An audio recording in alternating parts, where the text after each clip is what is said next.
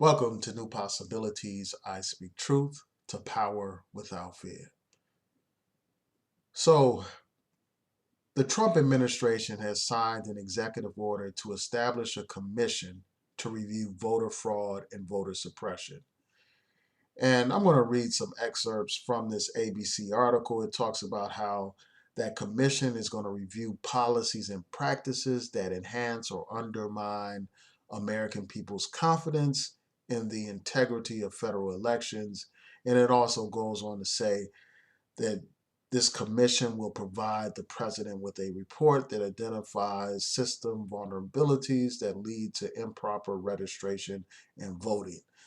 This article also goes on to talk about how Donald Trump complained about millions of people illegally casting ballots in the recent election, in the past presidential election. He blamed that for him losing the popular vote by 3 million votes. Now, despite making this assertion, this man, as usual, provides zero proof to back up anything that he's talking about.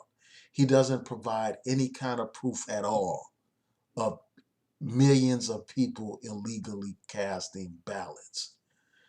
And this article from ABC News goes on to talk about how voter fraud is very rare, it's extremely rare. It cites a researcher's study where they went to 40 jurisdictions or more, and they found that there were no incidents of non-citizens voting in those jurisdictions.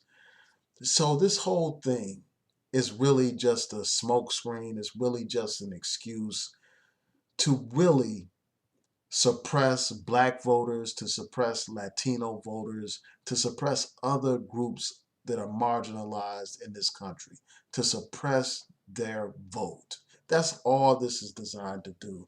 And this whole commission is just laying the groundwork to suppress black and Latino voters. That's all they're doing. This is not about protecting the integrity of the elections, because we know, again, that in-person voter fraud is extremely rare. So it's like they are in search of a solution to a problem that doesn't really exist. So, I mean, this is just basically going to be a situation where they encourage more states to implement measures designed to suppress black and minority voters. Measures such as what happened in North Carolina, where they had one of the most draconian voter laws ever implemented in recent times, where they cut back on early voting, where they got rid of same-day registration, where they got rid of outer precinct voting, and other measures. They had ID requirements in places like um, Texas and elsewhere. And these ID requirements and these cutbacks on early voting and all that stuff, they directly affect black communities in a disproportionate way, in a surgical way, as ruled in that North Carolina case. They said that the legislature targeted black communities with surgical type of precision, meaning they targeted black communities with these voter law changes in such a way to suppress black voters. And it's troubling that you would have this done on a national level, where you have the president perpetuating this idea that there's in-person voter fraud. I mean, this is frightening on so many levels. I mean, but it's not surprising. I mean, this is stuff that we talked about when we warned about Donald Trump appointing people like Jeff Sessions.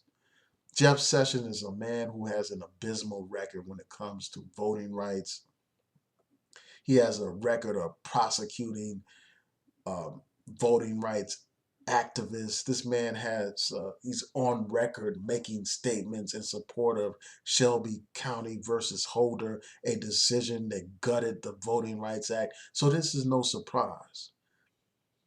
It's no surprise at all. And this is just a reminder, again, how important the vote is. You know, if these people didn't see the value of the vote. If the vote had no value, you wouldn't have states like North Carolina going out of their way to create laws designed to suppress African American voters.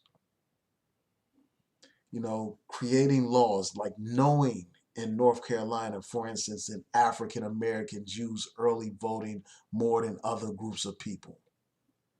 Knowing that, they decide to cut back on early voting.